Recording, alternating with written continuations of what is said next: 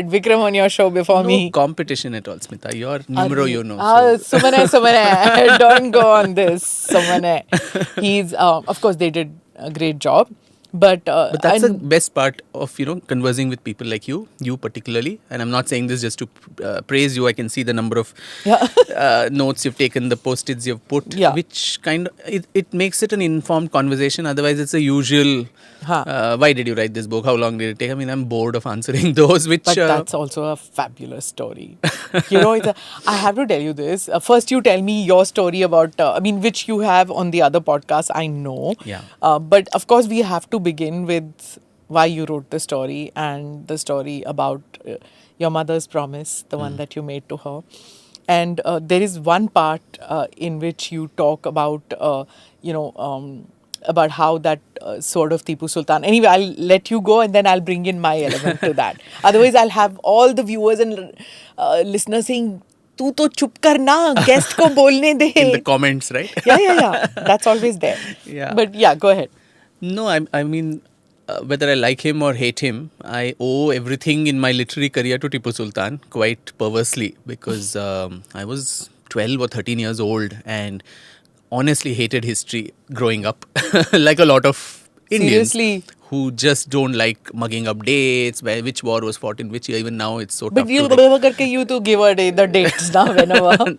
Now it's part of occupational hazard. But those days it was quite tough. And while that was happening, Sanjay Khan's serial came on. The only channel we all watched those days was Doordarshan. So Sword of Tipu Sultan, I'm sure you remember.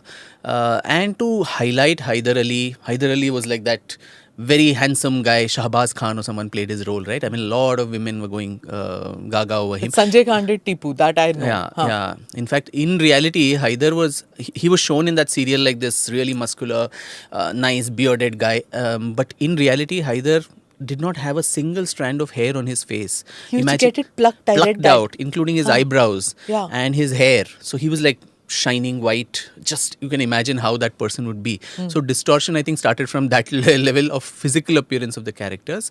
And of course, to show both father and son in a good light, you had the Wadiyar Maharaja, Immadi Krishnaraj Wadiyar, from whom Hyder snatched the throne.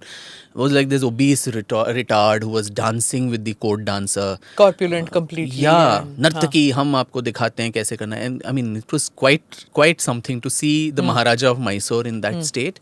And the Maharani, the very, very sagacious Rani Lakshmi Ammanni, whom I really, if I ever want to meet some character of the past and have a conversation with, it would be her, because the sagacity with which she, even after being in house arrest by the father and son that she was put into, to actually come out and get the throne back for her family was quite something. And she was also shown in that serial, if you remember, this very wicked, vampish woman who was always had one eyebrow up and scheming and So, strangely, I didn't see this. Really? No, because though it was, I was a student at that time also, my father had this thing that read about it. Don't watch these historical serials. And then... He did a...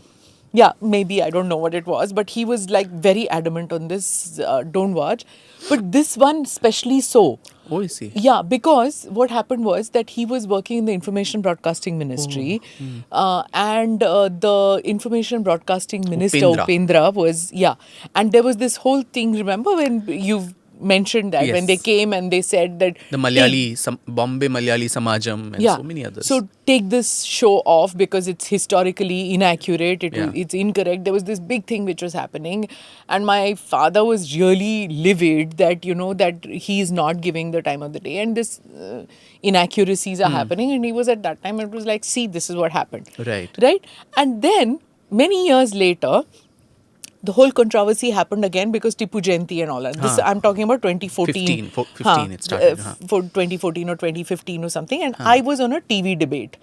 And at that time, it was like Tipu Jayanti, why? So I just loosely commented. I said, it's been going on for so long. How does it matter? Just do it and be done with it. Why do you want to again rake up hurt sentiments? So let it be done. Lo and behold, my father calls him and said, Ninki, sagottilva, nanatke helido. Read. Why are you going and defending this? Did you not read about Tipu Sultan? So I I had this So recall when I everyone was has a reading. Tipu story of their own. Everybody has a Tipu story of their own. Yeah. But I'm fortunate that my parents didn't say don't see this serial, Huh. because had I not seen it, I wouldn't be sitting in front of you today Yeah. as a historian. I'd probably be in my Imagine. boring day job in some corporate company, calculating profit and loss for some American firm, thinking I'll die one day with not even the street dog, knowing who this person is. So that time, if you remember, there was also, I think, a fire in the Premier Studios Correct. in Bangalore, and Sanjay Khan's face had got burnt. And Kannada media, all the gossip, they said this is the curse of the Wadiyar. For the way he was shown, this is what Sanjay Khan got. So somewhere, I don't know, I was seeing all this, and really, Smita, I think some things are destined, serendipity. My family has nothing to do with Mysore at all. I'm half Tamilian, half Maharashtrian. We living in Bangalore. But even then, my parents too, they knew nothing of the Wadiyars and so on. But the general perception in Karnataka, at least southern Karnataka till now, is Namma Maharajaru. They are our kings. Even in old Mysore, along with the photos of gods and goddesses, you would have photos of Nalvadi Krishnaraj Wadiyar, who was called Rajarshi by someone none less than Gandhi.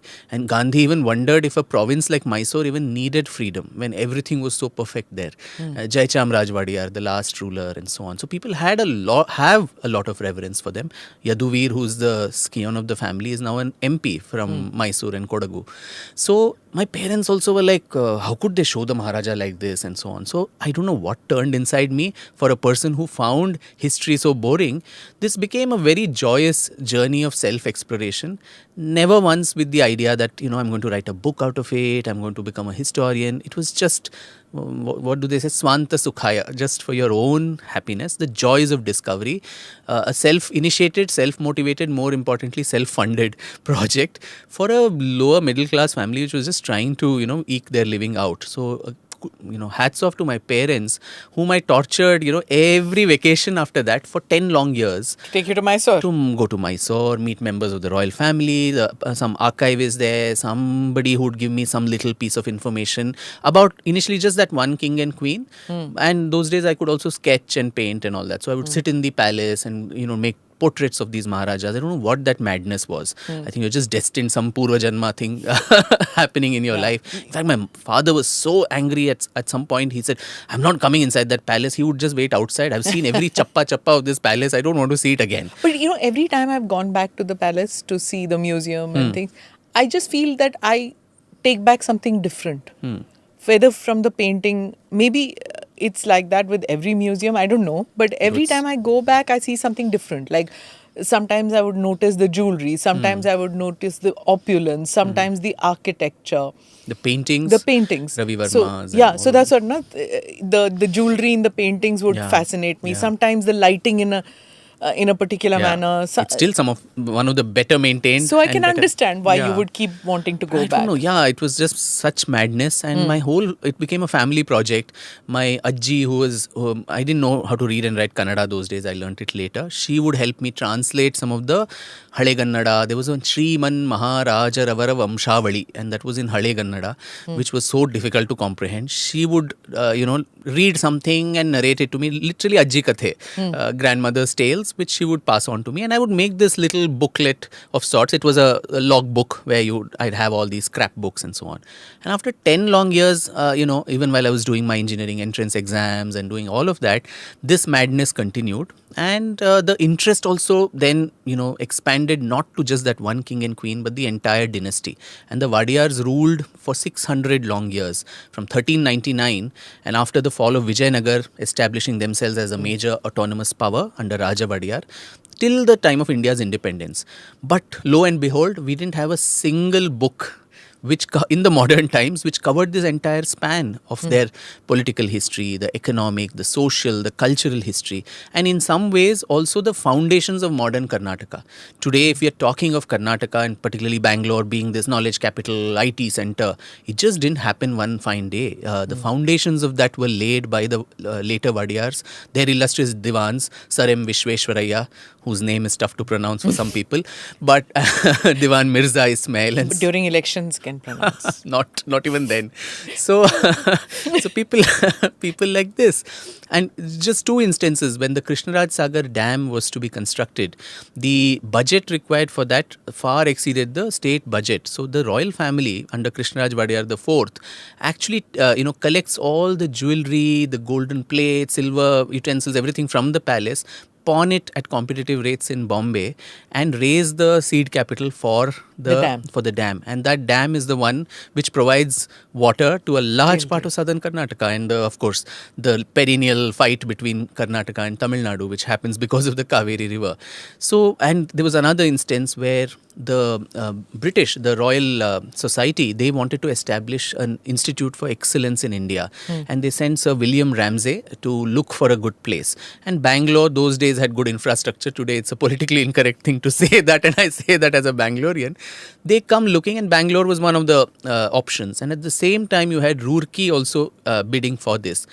Krishnaraj Vadiyar's mother, another very sagacious lady, Kempa Nanjam Manni, Vani Vilasa Sannidhana, Vani Vilasa hospital that is there in Bangalore after her, she seized opportunity in this, and she was hardly well read herself. She said this institute is something of importance. So before Roorkee could catch the worm, she went and gave, I think, 50,000, a generous grant, about 300 acres of land, and that is what led to the Indian Institute of Science being established in Bangalore.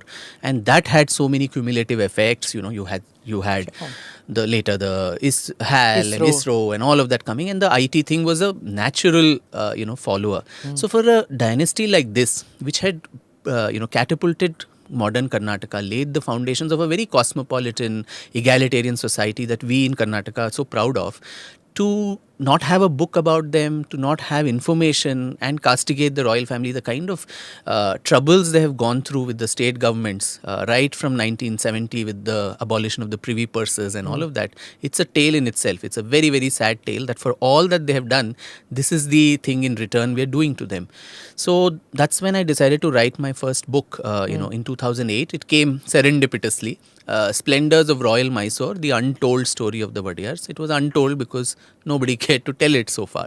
I thought it's a one-book wonder, I'll go back to my job. But destiny had other plans, and this is my 10th book now after that, after 17 years. But this particular period, the 40-year period, which is the interregnum, and that's not inspired by the person who's given the endorsement, Dr. Shashi Tharoor, to use some high-sounding word which no one can understand or pronounce. But interregnum is an interval or an intermission where a normal government is displaced and a usurpation occurs. So just these 40 years, 1760 to 1799, not even 39 years, is all that this book covers. But I think that period was so fascinating. It was so interesting because tumultuous, and also put Mysore in the national map, a small province which had nothing to do with larger national importance. It took the British 30 years to conquer this province, and it was in all ways probably one of the last bastions of resistance for the British. And Sir Richard Wellesley, who led the last war, he is rightly called the father of the British Empire, because after that the foundations of the empire were laid. Because everybody had finished. The Mughals, Marathas were fallen. weakened. Only maybe the Sikhs later, the Ranjit Singh, but that was somewhere far, in north and northwest. The rest of India, Bengal had fallen, Awadh had gone, the central provinces, the Nizam was a vassal. So Mysore was the main bastion. So even then, I wanted to do a book on this, and I was really fascinated by these two father and son characters, Hyder Ali and Tipu. And I was 26, 27 when that book came, and when the serial came. No, when the book came. Oh. When the serial came, I was 12 years. So I Which book are you talking about? Splendors of Royal Mysore. Splendor. Okay, yeah, sorry. Yeah. And after 10 years of research, when the book came in, when I was 26, 27, there were lots of lectures people would call me for. And I really didn't know that history is a landmine with so many sharks. I was literally a babe in the woods. So there were so many lectures, and one lecture was on the interregnum period, and that was at a very prestigious place in Bangalore. And I'd gone there, and I was just reading out some of the letters that Tipu himself had written. I was not adding my own interpretation to it. His own words, his master's voice, where he says, "Go to Calicut, destroy these temples," and gloats that I have converted 4 lakh infidels or kafirs to Islam. I was just reading that. and an otherwise civilized looking audience, a section of that just broke out in protests. Paper rockets were made and hurled at the podium. They shouted me down, and the harried organizers, they didn't want more trouble. And so they quickly aborted the program and took me off backstage. The program ended. In fact, the next morning, I think in the Deccan Herald and all, there was like sparks fly at the Tipu event and all that came. Now, all that happened, but I exposed in the process my poor father, who was sitting in the first row. Somebody in the audience, some Tipu fan club or some such organization, went and thrust a pamphlet in his hand and also told him that, you have an only son, and if you want him to live long, please ask him to mind what he talks and writes. And you write in this, the aggression of that evening stunned us deeply, impacting my mother's already precarious health. In our naivety, we believed that historiography meant telling the truth, as it were, but its intense socio-political weaponization was something that we were both unaware of and yet to be confronted with. Yes. For audience and viewers, if you have not seen some of my podcasts with authors, this is just one thing that I do. I'll read out extracts from the book as Vikram is explaining some of the events that he's written in his book. Yeah, go ahead, Vikram. So this happened that night. Obviously, my mother was actually unwell that night, and my father went back and complained, look at what he's doing. And there was such a huge commotion at home. And my bad luck, I think 2 weeks later, I'd written a piece again in the Deccan Herald on the Divans of Mysore. And it started with Purnaya, the first Divan. And there was some references to Tipu in that. Purnaya's own niece was found in the harem of Tipu, and she was supposed to have been raped by some of the soldiers when she was going for a bath in the Kaveri. And then Purnaya protests, and he says, anyway, she's, been violated, so let me take her into the harem. And there was another instance where in the court, he tells Purnaya that you're such an intelligent man, so why don't you join us and convert to Islam? This guy was a very diplomatic Madhva Brahmin. So he quickly said, Haan, ji huzur, and quickly runs away from the court. And his mother comes out, and Tipu's mother comes out from the parda and chides her son, saying, your father never did this. If you are going on this dangerous path and you lose the support of all the people, the Hindus particularly, and your end is near. So these were some of the facts which are recorded in history, documented with sources and references as I give. I had just written this in that article. I don't know what came. There was some, Dalit and Hindulida Varga and some Alpasankhyata, some group which congregated in front of the Deccan Herald office shouting slogans and all of that. And the editor actually called me and said, they're protesting, they want your apology. I said, no, over my dead body, why should I give an apology? Whatever I've said is based on facts. And the editor was actually willing to give them double the space that was given to me to put their point of view. But obviously, I mean, these were not the kinds who would read and write if you're protesting like that. So they had to do something to show their worth. So I think they got something and made an effigy and burnt my effigy in MG Road in Bangalore, in the heart of the city. The editor, of course, sent me a photograph of which I made my Orkut profile picture. Those days, nazar chali gayi, it's good that way. But obviously my mother didn't take it well. She really, it affected her health all the more. And she said, you are going to promise me from now on that you're never going to talk about this horrible man in future, anywhere.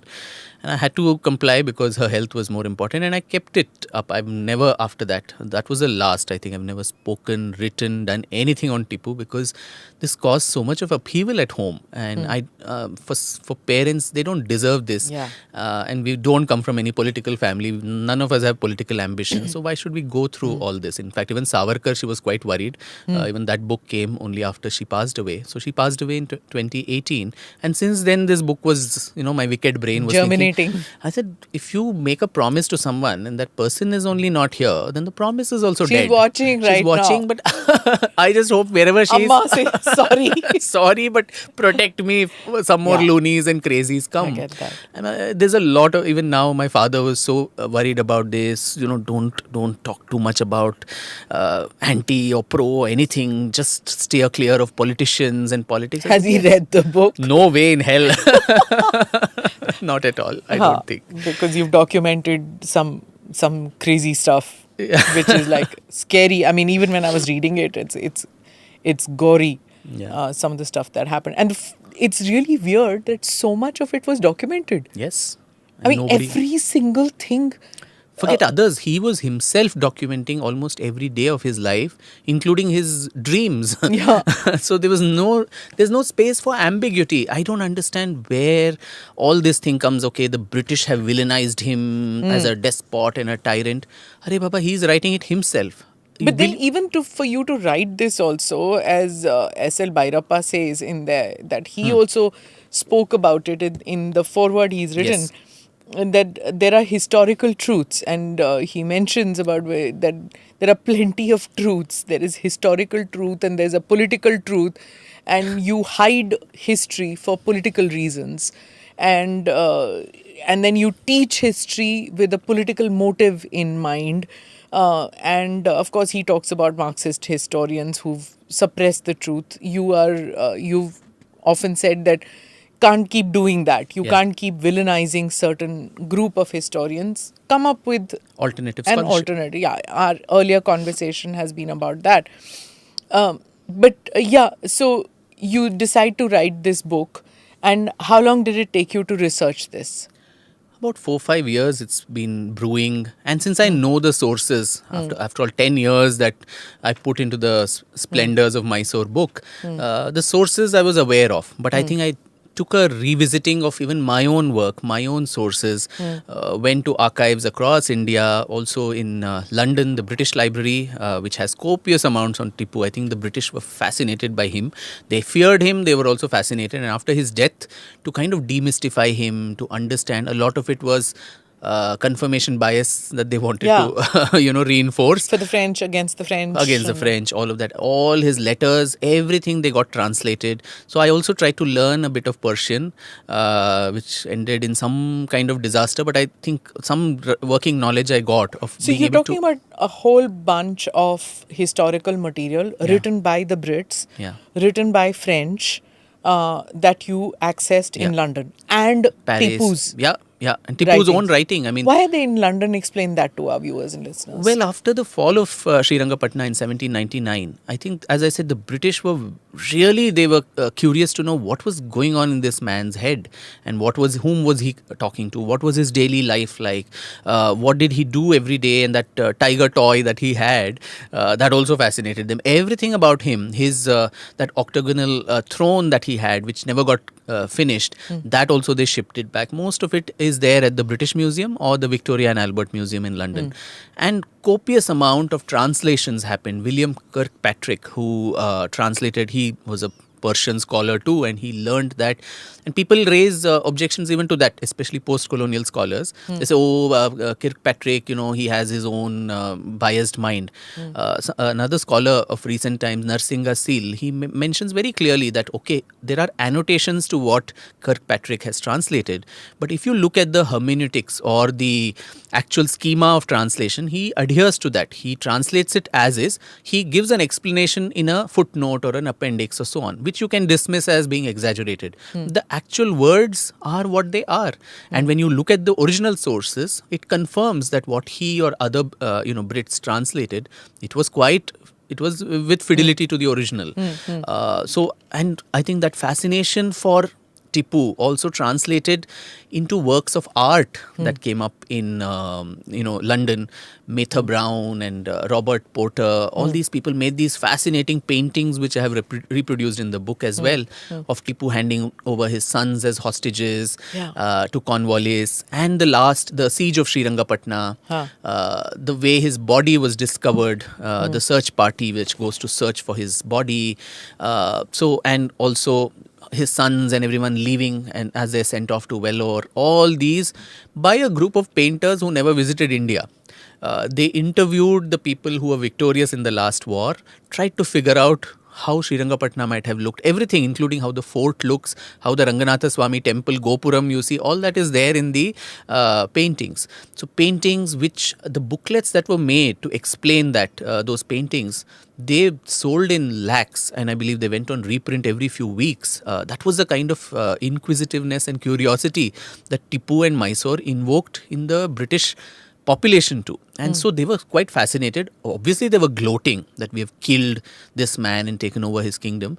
But with that also came a sense of pathos for what happened to him, his And family. that who was he? Who was he? What was he thinking about? Yeah. Why was he so much against us? So they produced a whole lot of scholarship which is still there. The translations, the originals, the dream registers. So every night he would have these vivid dreams, and next morning I believe he would sit in his toilet for 2 hours and note down all that he saw the previous night. So What is this bizarre thing about dreams? Dream. Why? What do you think was happening in his mind? Was it just a very, you psychoanalyzed it also, you said, right? Yeah, I actually took it to a psychiatrist and showed it, because I think dreams are an index of your subconscious mind, what you're thinking constantly about.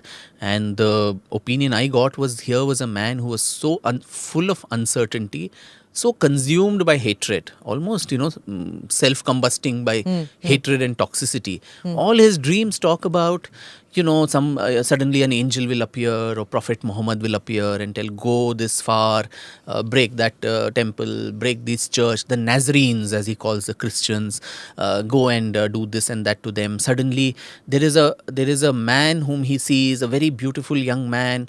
Then when he goes and talks to him, she turns around and it turns into a woman, and he analyzes it after getting up that this man turned woman is actually the Marathas, and they're so effeminate, and so he's also dreaming that I will, make them so emasculated. I'll, conquer them. The Raja of Travancore appears as some, six-legged cow or something like that, very bizarre creature whose legs he cuts off. So he's also constantly wishing and hoping that he will annihilate all his opponents. Which he was showing these tendencies even as a preteen. Yes. He was vicious as a kid. So before we go into his childhood, it's necessary to go into understand his father, because this father-son relationship forms a major part of your book. And in fact, Hyder Ali, you talk a lot about Hyder Ali in your book. I mean, for the first 300 pages, you don't even come to Tipu. You're still on Hyder Ali, and why? And then, first I was wondering, why have you talked so much about him? Then I realized, to understand Tipu, you need to know about his father and what made Tipu the man he was. So let's start with him, because they are so radically different from each other, and yet there are a lot of similarities. Correct. Yeah. So explain to me about Hyder. So along with Hyder, I think I've also posited him in the larger politics of the time. The 18th century, which was, I think, a time of intense chaos, political flux all over the country. Chhatrapati Shivaji Maharaj had, of course, in the previous century died. Sambhaji had been captured. The Maratha Empire, the Peshwas had still not become powerful. It was still in the formation. With Aurangzeb's death, the Mughal Empire was slowly disintegrating. All these small satraps, Awadh, Bengal, Hyderabad, all, declaring their autonomy and independence. And at that time, you had the wars of succession in the Deccan, both in Arcot and in Hyderabad. And the British and the French, entangling themselves, their rivalry back in Europe playing out in the politics of South India in the form of the Carnatic Wars, people like Dupleix and Robert Clive and everyone coming into the picture. And at the time when the British was slowly, step by step ascending, they were a horrible military power before. Even during the time of Hyder and Tipu, they just couldn't get their act together till almost probably the 1790s. Cornwallis and Wellesley.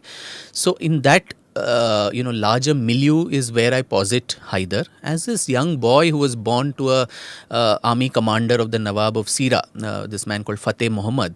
And quite ominously, when he's born, the astrologers predict that he will ensure his father dies. And so all of them suggest that please give the baby poisoned milk so that it is killed and your life is saved. And Fateh Muhammad actually rejects that and lets the baby live. But quite perversely, that prediction comes true. When the child is about 3 or 4 years old, Fateh Muhammad is killed in a battle, and he owes a lot of debt to this man called Abbas Quli Khan. And to get that, Abbas Quli Khan comes and plunders Fateh Muhammad's home, all the treasures, everything is taken over. And to further compound the insult and the injury, these two young boys, Hyder, who's 4, and his elder brother Shahbaz, who's 8, they are put inside a kettle drum or a nagada and beaten on till they actually faint and so on. So at that time, his mother, this lady called Majida Begum. She rushes all the way to Srirangapatna, where I think Haidar's nephew was employed with the Maharaja of Mysore, and she pleads for mercy with the Maharaja, saying, "My fatherless children, please save their lives." The Maharaja then takes pity and pays off the debtors and releases these boys. And they were 4 and 8 at that time. He also promises that once they come of age, we will enlist them into the Mysore army. Little did he know what was going to, await him for this work of benevolence. These boys, of course, Haidar, his childhood was so troubled. I think the trauma of losing his father, and that revenge, that vengefulness. So one of the first things he does after capturing power is to go and attack Abbas Quli Khan in Doddaballapur and, finish him off, because I think that revenge was brewing in him for 20-30 years. In the process, an indolent, very, very kind of feisty childhood, no education, given to all kinds of addictions, drinking and so on. But he comes into the army in 1749 in the siege of Devanhalli near Bangalore. And there he's... Near the airport place. Near the airport. The famed airport that never will be. Which is so far from the rest of the city. So in that siege, he makes his appearance, and he immediately catches the eye, Haidar, of Nanjarajaya, who is one of the commanders, Dalavai of the Maharaja. And the Vadiyars had themselves to blame at this time, because, the polity was, the king had become weak, and everything was handed over to these two brothers, Devrajaya and Nanjarajaya, who were the Dalavai brothers. They had captured all power, corrupt to the core, embezzlement of funds, palace intrigues and coups, and the Maharanis participating. It was a mess, holy mess. And Nanjarajaya was actually the Maharaja Immadi Krishnaja Vadiyar's father-in-law. And despite that, he tries to go and assassinate the Maharaja. And his own daughter, who's the queen's wife, who is pregnant at that time, comes and stands as a wall between her father and husband and say, "Over my dead body you can kill my husband," and she faints. And so all this drama is going on, and in the middle of all this politics of the south which he's participating and the drama in the palace, look at this man, the cold, calculated, Machiavellian spirit that he had to run with the hare, hunt with the hounds, make very strategic moves and alliances. In 12 years, from 1749 to 1760, 11, 12 years, he is able to overthrow the benefactor who actually saved his life as a child, the Mysore Maharaja, and become a Sarvadhikari, or the supreme commander. And that also, there is so much drama there. So one of his associates called Khande Rao, he is left behind in Srirangapatna. Well, Haidar slowly, ascends the ladder of fame. After that Devanhalli siege, he shows promise. He gets larger part of the province as a Faujdar in Dindigal and other places. There he starts building his own little army with the French help. He's quite impressed with what the French did. So he starts collecting money, loot money and all of that, and starts building his small little fiefdom. And he'd left his, accountant in Srirangapatna, the capital, Khande Rao, and Khande Rao starts conspiring with the royal family to overthrow Haidar, and they come very, very close to actually doing it. And there too, I mean, destiny is chosen. Royal family of Mysore royal family. Okay, but Khande Rao, I thought Maratha. No. He was a Maratha Brahmin who was, the Maratha Brahmins were very much part of the Mysore firmament. In fact, the accounts were kept in both Kannada and Marathi, which Tipu later, threw both the languages out and started having the accounts in Persian, which didn't make sense to anybody who was there. So Khande Rao starts conspiring and using his Marathi links. I think they also write to the Peshwa to come and assist them in this palace coup to get rid of Haidar. But there also, destiny's chosen child. The day they were actually going to probably kill him or evict him out of this kingdom, that's when the Battle of Panipat happens. And the Marathas themselves are vanquished in 1761, and immediately the Peshwa calls all the consignments back from wherever they are to assemble in Pune. And so it's an unequal battle then between Khande Rao and Haidar, and he manages to come and take over whatever is there. And that too is a drama. The scene in court where Haidar says, I'm willing to go away. I have a lot of dues to be paid, salaries and so many things that I've done for the kingdom. Pay that, I will go and take service in our court or somewhere else. Now, so pitiable was the condition of the Maharaja of Mysore that the treasury was depleted. He couldn't even actually pay the arrears away and send him off. So in return, there's a Kararnama that is signed where he becomes the supreme dictator. All the revenue of the kingdom then has to go to him. The king is pensioned off and kept as a little stipend given for his upkeep. And the ladies of the royal family, they are weeping in that court, and they say, Khande Rao was such a great friend of ours, he helped us, please treat him with care. And this guy haughtily says, I will treat him as beautifully and lovingly as I treat my parrot.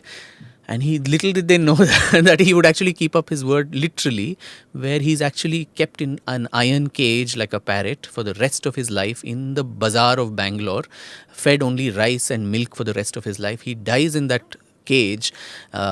His bones apparently were seen there for decades after, even through the 1780s and so on. People in Bangalore would go there, people would mock at him and so on. So that's how Khande Rao met his sad end for the brutality that later one sees with Tipu Sultan, that brutality was there in his dad too. Yeah. Though maybe it was common to all rulers. Kingship those days was. Kingship was because you needed to send a message to everybody that you're the supreme. Correct. And also to Hyder Ali because he didn't inherit a kingdom. He didn't inherit his kingship. Yeah. So he needed to say that I can be brutal and cruel as much as a king. Yes. So you better toe my. Correct. Could that be the reason? Very much, very much. And that inferiority also comes through so many times because in the army, he was the, at the level of Nayak, Subedar Nayak or whatever.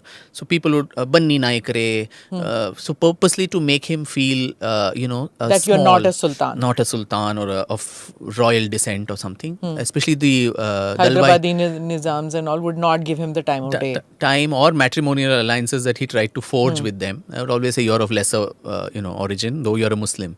And even these Dalwai brothers, Devraj and Nanjaraj, they used to call him Banni Naik Re, Banni Naik Re. So he actually used his good offices with the Maharaja and got a proclamation, out that anyone who calls me Nayak, his tongue should be cut off. And though this proclamation obviously didn't make its way to everybody in the kingdom so quickly. The very next day of the proclamation coming, some poor peon or someone called him Naik Re, and the poor guy had his tongue cut off because he didn't actually know. So it shows the deep sense of inferiority and that seeking for validation, legitimacy that he always sought. So you've written also in this when you were documenting about the guy wasn't born to royalty, but he adopted this nouveau riche qualities pretty soon, huh? Yeah. So he says between what you've written is, you're such a great storyteller, Vikram. Between 8 a.m. to 9 a.m. he departed from his palace, gave audience to his secretaries in an assembly. Or one can actually imagine while you're writing about this. He met his sons, friends, relatives. Then he appears on this balcony next. He receives this salute of elephants and horses.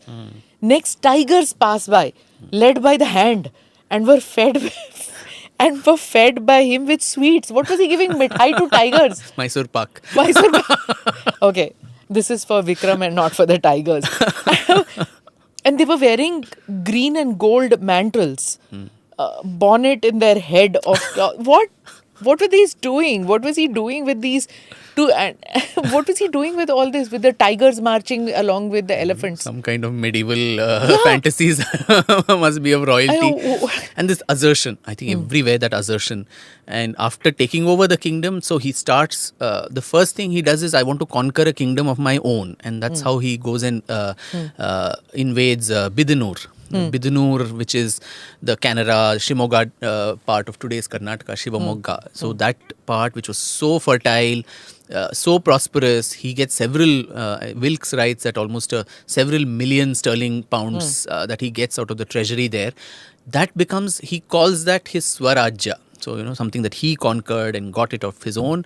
So while in Mysore, so Hyder that way was such a smart man, he knew that he was a usurper and the people would not take it lightly. And he was illiterate. Illiterate and still smart. I think that shows that education does nothing Spoke several languages. In Hindustani, Kannada, Tamil, Telugu, Marathi. Smattering of French probably. French, English little bit. But the only literary achievement of his life was to learn to sign the first alphabet of his name. Which also you would like, I can sign this and do this. So Bidanur, that is where he starts minting his own Haidari pagodas, his own coins. But there also he is very careful. He knows it's a Hindu province which he has captured, a Hindu monarch who had saved him. So the people who are a Hindu majority would not like this. So he kept that Wadeyar as a puppet on the throne. He was allowed to do what he wanted to do. All the trophies of war would be gone and submitted to the Maharaja's feet. Oh, I am but your humble servant. And proclamations and farmans would come in the Maharaja's name. But it was no secret for anybody as to where the true power lay. And the Maharaja too, after Immadi Krishna Raj Wadeyar died, his son, etc., Nanjaraj Wadeyar, Bettada Chamaraj, all these people come on to the throne. By the time they come of age, or they get to be a thinking mind of their own, quite surreptitiously a glass of milk goes to their chambers, and next morning they are found dead, and when investigated, it is Hyder who's got the milk poisoned. And then an infant is placed on the throne till the time the infant comes of age, and he starts sending any ruler would feel suffocated that he can't do anything and he's just a Raja in the name of it. So from then probably the myth or the legend that sons don't live long. Yes, actually. And probably because of that you had to adopt that male heir. Alamelamma's curse, which is spoken about. So who knows? It's probably because of that. It is that only. And this period was when all this crisscross genealogies happened. And that's attributed to a 1610 curse of this lady called Rani Alamelamma to Raja Wadeyar, where she had that famous 3-line curse, Talakadu, Maralagi, Malingi, Maduagi, Mysuru, Doregalige, Makkalagadiraali.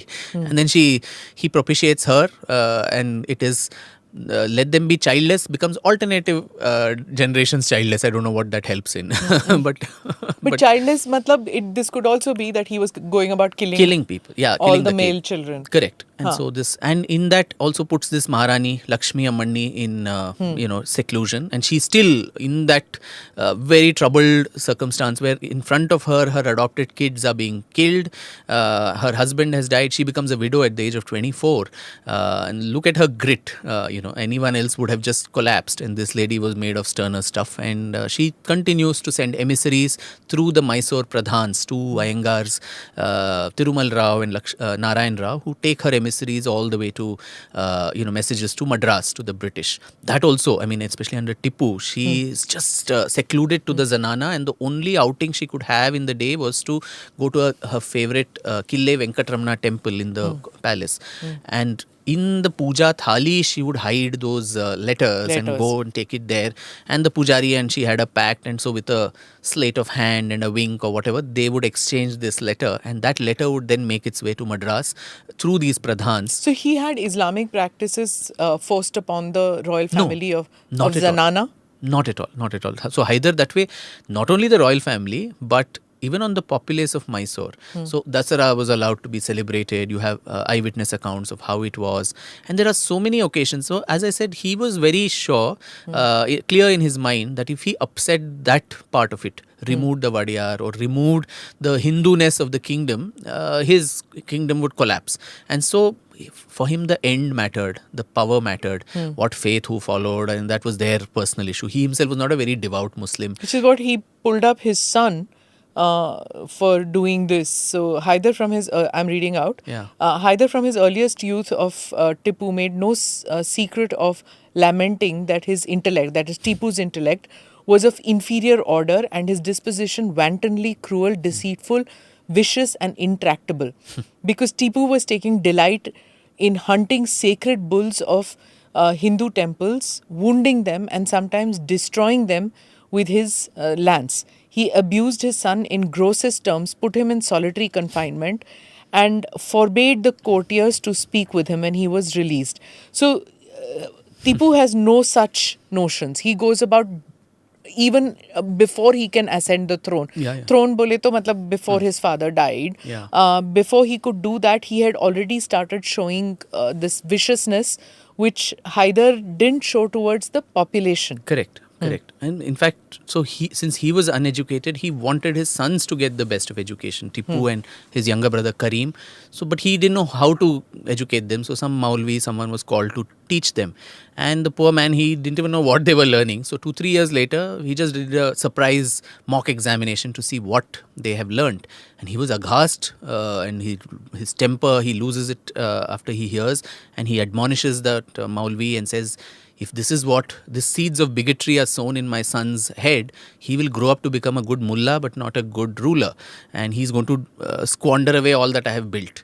Duba dega my sultanate, and all the hard work that I've done, it can go in a jiffy, because this guy has, of course, no tact and wisdom, but also coupled with bigotry, then it's going to be tough. So he dismisses that Maulvi and puts some other, trainers. But I think quite early in life that seed was well, planted in Tipu's mind. But Hyder, as I said, outside, Bidnur was the place which he first conquers, again by deceit and all of that. There also the coins on the one hand had, images of Shiva and Parvati and all that, because it was like though it was called Haidari pagodas, it still had, he wanted to, Iconoclastic. Hindu iconography had to be respected. And there's that other interesting anecdote where, in front, the Ranganatha Swami temple takes this Rathotsava and takes the Utsav Murti for a procession. And while the procession is going, it crosses a Islamic seminary, and the Pirzada, who's there, a very famous guy, he and his students, like it happens now, come and start throwing stones at the at the procession. The first day the Hindus are outwitted. The next day they group themselves again, regroup, come with clubs and arrows and this, that, and fight their way through, and the procession manages to go past. And the Pirzada is incensed. He rushes to Hyder and complains, and Hyder listens to the whole thing and said, who cast the first stone? And he said, we. So he said, then how can you not expect the other side to retaliate? He said, but how can they do this? I mean, how can idolatry be practiced in a Muslim kingdom? He said, who told you this is an Islamic kingdom? I am but a slave of the Maharaja, so the Hindu ruler. So he says, then I'm not going to stay in this kingdom. He said, be my guest, you go where you want. And he goes away to Madras. He doesn't like it. He wants to come back, and he's never allowed to come back into the kingdom. So this guy knew, he was so tactful. And as I said, not a devout Muslim. He did everything that Islam maybe forbade. He drank so much, lewd and bawdy jokes that he cracked with his male buddies all the time. Also supremely scared of his wife, who had an acerbic tongue. That is Tipu's mother. Tipu's mother, Fatima. In fact, there is one part where he says that if she had not been as acerbic, he would have probably not been what he was. Like, right? He would go trembling apparently to her chambers, and she would whiplash and tongue lash him with her. Tipu knew that this is what his mother was all about. Yeah, and he was also completely under her, control. Even she decided whom he was to marry. The girl she chose, Hyder had another choice, but the mother prevailed, and so the first wife was someone that the mother chose. Yeah, but he had a zillion wives and concubines. Yeah, he married both. 4,000 is what you have listed, concubines. Correct. Yeah, both father and son together. Yeah. 4,000 women inside the harem? Across, no, they were divided across Mysore. Different. Yeah, every time they go to Chitradurga, Bangalore, Srirangapatnam. So, a harem in each port? In each port, yeah. Yeah, sounds ghastly. Okay. So when he would go and she would give him this tongue lash, he would come back, so scared, Hyder, running out of his wife's chamber. And his male buddies would catch him, and then they would all go and drink. And in his drunken revelry, he would say, it's so much easier to face the British sword than my wife's tongue. And so I think this lady was quite a strong, gritty woman who even controlled the husband, who gave shivers to the East India Company, and also her son, whom she tried to, give sane advice, which he never took. He didn't. Yeah. In fact, when he gets the kingdom, this emotional letter that you have listed in the form of a will that Hyder had left for his son. I'm going to read out some while you can have your idli or coffee. It says, it's kind of heart-tugging actually, Yeah. My son, I leave you an empire which I have not received from my ancestors. A scepter acquired by violence is always fragile. Meanwhile, you will not find any obstacles in your family. You have no rivals among the chiefs of the army. I do not leave you any enemies among my subjects. He goes on to write more and then says, now this is strange. India, since the death of Aurangzeb, has lost her rank among the empires of Asia. This fair land is parcelled out into provinces which make war, one against the other, and the people, divided into multitude of sects, have lost their love of the country. The Hindus, mollified by their pacific maxims, if you please, this is not Shashi Tharoor writing, are little able to defend their country, which has become the prey of strangers. The Musalmans are more united, and more enterprising than the feeble Hindus. It is to them that should belong the glory of saving Hindustan. So takes it upon himself and bequeaths to his son the responsibility of the Muslims to protect and preserve India as it was, because the Hindus are too feeble. Correct. But the authenticity of that letter itself. Which you say this, that why is this letter suspect, is that the British records talk about Hyder instructing Tipu and Purania not too much to rely because of the French. Yeah, okay. Go ahead. Yeah. So some say it's a concoction of the French, because on one hand, the British records say he left a will saying don't trust the French. The French say all this. This was actually Michaud, one of the French historians, who quotes this letter. So authenticity is not there, but the father-son dynamic was fraught with so much of for all these uncertainty. Western powers who turn around and say don't bring your ethnic conflicts to our country. Yeah. They brought their ethnic conflicts to our country. Right? Entirely. Yeah. So this is a proof of that also. This one little, mingly little proof, but their proof that we still don't know which is the right letter. Whether the one that there was one at all. If there was one at all, whether the one the French wrote or the Brits. I forget the will. Certainly what the British found in his palace after Tipu died was a agreement that he signed for his father, which had about 8 articles, which said if I am found stealing something, then I can be flogged. If I am found doing idle talk, then some other punishment. Yeah. From petty crimes to also insurrection against the Sarkar. So that means he just didn't trust his son at all. That sounded a little bit like my era, but not my dad, but in those write 100 words on imposition. If you pull the pigtails of your sister, now write 100 words on what you will not do to your sister, how you will not harm her. Next time you will learn the 8 times table and not make. It sounds like that. Yeah, it sounds very credible sometimes. I know. And in the middle of the war, when he was 21 years old, not a child, the battle of Chinkurli against the Marathas. In the middle of the battle, this guy says something intemperate, Tipu, and the father snatches a cane from someone and whacks him on his posterior, so hard. And Tipu is in front of everyone, and that is an insult.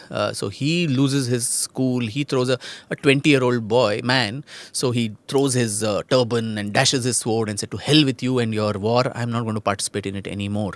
That also, the psychoanalysis that the person helped me with. If you see, most of the dictators, they had a very terrible father. They were father wounds, corporal punishments that the father gave. Somewhere instill that sense of, you're wounded yourself as a child, and you don't brook any kind of, dissent, any mistake anyone else does is meted out the worst of punishments. So somewhere this cruelty that Tipu was wantonly cruel, no doubt about that.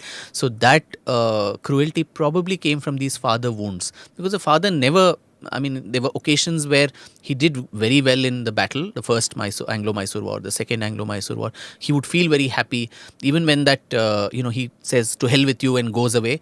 Later, he's found missing, for several days, and Hyder then goes back to Srirangapatna. He's crying at the mausoleum of his, one of the saints there, and says, God gave him and God has taken him back, and so on. And when he comes back, he's so overjoyed. Obviously, that love for the son is there. But at the same time, I think he didn't think too highly of his tact and wisdom. And so he would always keep comparing him to others. There was a Sheikh Ayaz, who was a convert from Malabar. He almost thought that he's a better successor. We'll divide the kingdom between Tipu, Sheikh Ayaz and Karim. And Karim was born of a lot of mental infirmity and so on. So he was really not the king material at all, not even a commander material. And there was another guy called Muhammad Ali, whom he had almost adopted as his son. So I look at this young boy who's growing up, first of all, having a bigotry sown in his mind quite early in life. By the tutor. A very, very controlling mother who can give shivers to a otherwise despotic father. And probably that frustration the father is showing out on the son through all these punishments, and constantly comparing him to others, saying, Sharma ji ka beta. So what will he grow up to become? So one becomes a Tipu Sultan. Yeah, but the perversion is is mind blowing. One has read about it and things, but you go into Gory such yeah. So let's start with the Mandya Mayangars. Let's talk about Naraka Chaturdashi and that. So Hyder dies in the middle of the war, Second Anglo-Mysore War in 1782, and after that there is a kind of attempt at an internal coup, which he and actually Purnaya very ably manages and tries to ensure that nothing happens. In fact, when he dies in the middle of the war, it is Purnaya who was such a close confidant that he kept the news of Hyder's death a complete secret, because that could have upset we are right in the middle of a bloody battle with the British. So large chests of treasures would come to Hyder's war camp, ostensibly as if they've been brought from the Caliph from Constantinople. And in one of those large chests, his dead body was also put and taken back to Srirangapatna, because at that time Tipu was awake trying to quell a rebellion in Malabar, which was a thorn in the flesh of both father and son. Yeah. And so, despite all this, he somehow there are hints that even Karim tried to assert himself. That otherwise very sissy kind of person. He also tries to assert, but that is also quelled. And at that time, there is an internal rebellion from the royalists, maybe Lakshmi Ammani, though she manages to do all these conspiracies without even her name coming out. In fact, Mark Wilkes, who goes and interviews her after Tipu's death and so on, she's still alive then, he says, I tried to poke so much and get so much out of her, but this lady would not even open her, her lips are sealed, nothing, no. And the needle of suspicion would never go to her.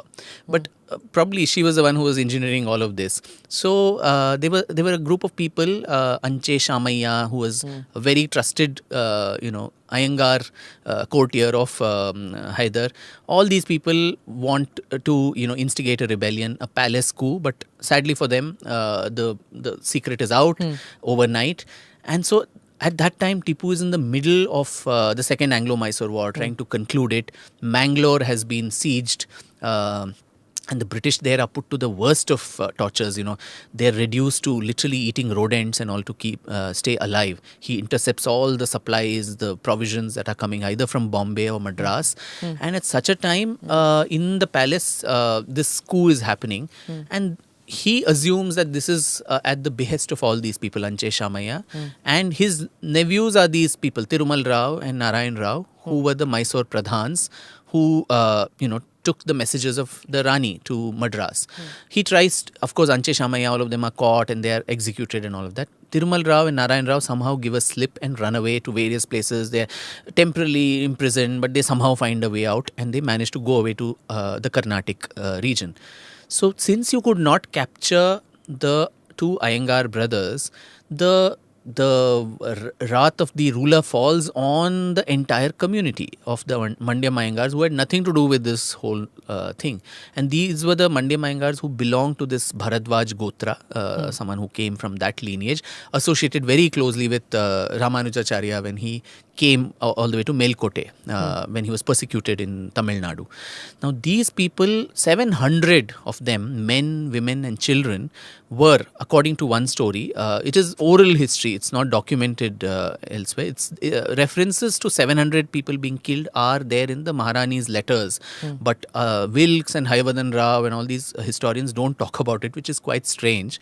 So 700 people, he's supposed to have asked them to come for a feast at the Lakshmi Narasimha temple in Srirangapatna, and while on the eve of Diwali, on Narak Chaturdashi, and while they are in the middle of eating, the temple doors are closed and elephants are let loose to trample them, almost like what General Dyer did at Jallianwala Bagh, and those who tried to escape were brutally slaughtered. And that memory of that tragedy is there with that community even now after 230-40 years. This happened in 1784, November 1784, exactly. I don't know how many hundreds of years, but even now, when the rest of India celebrates Diwali, this community of Mandya Mayangars do not celebrate Diwali. They commemorate it as a day of mourning for their ancestors.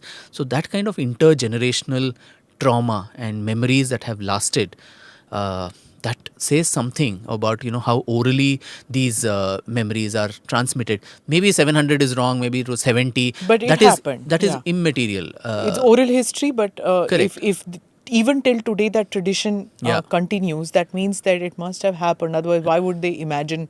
And there's so many such a people thing? today who belong to that family, Smita, Family. including, of course, some in Mandya and Melkote and Srirangpatna, but even people like Mrs. Tara Gandhi, she belongs to that group. Some long years back when I had spoken about this to her, she said, "Oh, is this the reason? I never knew that, That we don't celebrate we don't Deepavali." celebrate, but nobody told us why and so on." So, but it has come as a practice. Srinivasan Jain, your friend in the media, so he also supposedly belongs to this on the maternal side or whatever.